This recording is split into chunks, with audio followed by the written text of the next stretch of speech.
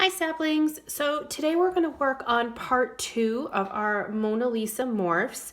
Last week you should have drawn your animal face. It could have been any animal that you chose in the middle of your paper, just like I have here. The next step of that project is to morph it and turn it into kind of a spoof or a joke of the Mona Lisa. And I have this sheet here and I'm going to attach that to you in your Google Classroom so that you can use it as a reference.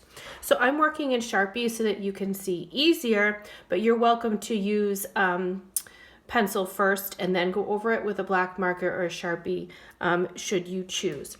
So once I have the face, the first thing I want to do is I want to add the neck and the body.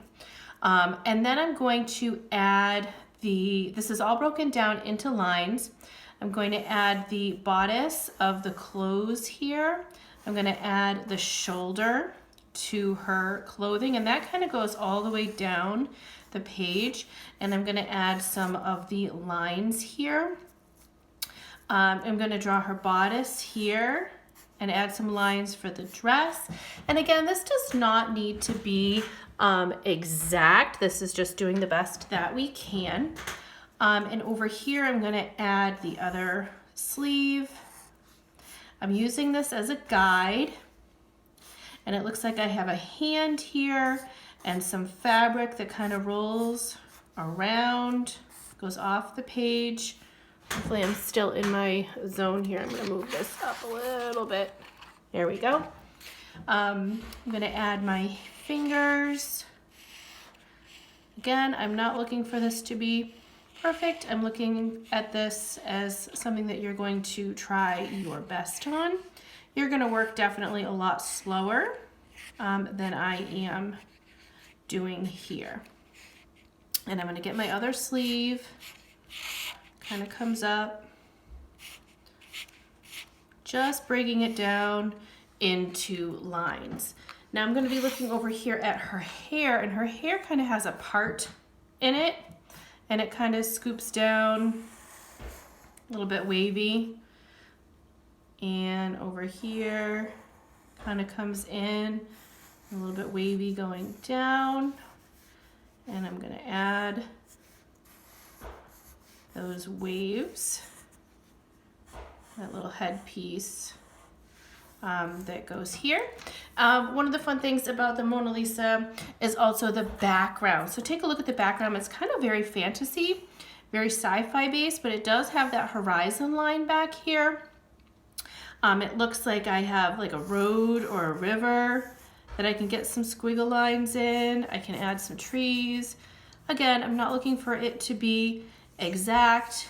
I'm looking at you to use this sheet as a reference to try to get the idea of the Mona Lisa. So somebody should look at this and say, hey, that really kind of looks like the Mona Lisa, but it looks kind of like a funny Mona Lisa. And that's the goal of this project. That's why it's called a Mona Lisa morph. And you can see I've got that broken down using my marker. So you've got some choices. You can use colored pencil to color this in with. You can use some watercolor to paint this in with. I'm going to try a different technique. I'm going to try actually some marker with watercolor for this. I haven't tried it before, but I kind of want to. So the Mona Lisa has some very dark, kind of moody colors in it. So I would try to keep the face as realistic as possible for your animal, but then try to match the colors of the Mona Lisa. And again, I will have a reference for you in your Google. So my red-eyed tree frog is going to have some red eyes. So I'm going to use my marker and I'm going to fill in the red eyes. That I'm not going to do too much blending with, but my tree frog, I'm going to have some lighter areas here.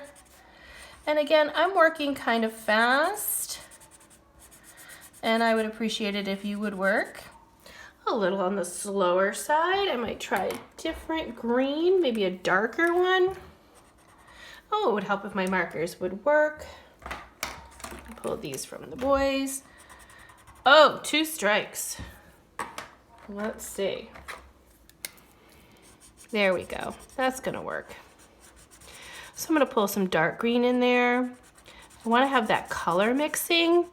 Now with my water, it should allow me to also do some mixing. So I'm gonna get this in here a little bit more.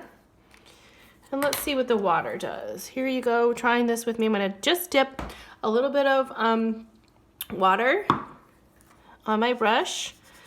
And I am going to take those colors. Oh look, and I can paint with the marker. So if you don't have watercolors at home, you can paint with marker. Look at that, and it helps really mix and blend it together just by a little bit of water. Cool, cool, cool. So your job is to add the color to this. Your background is gonna have a lot of browns and grays mixed into it because it is kind of dark and moody. I'm looking forward to seeing what you guys come up with. I am available for questions at any time. So just give me a holler. Goodbye and good luck.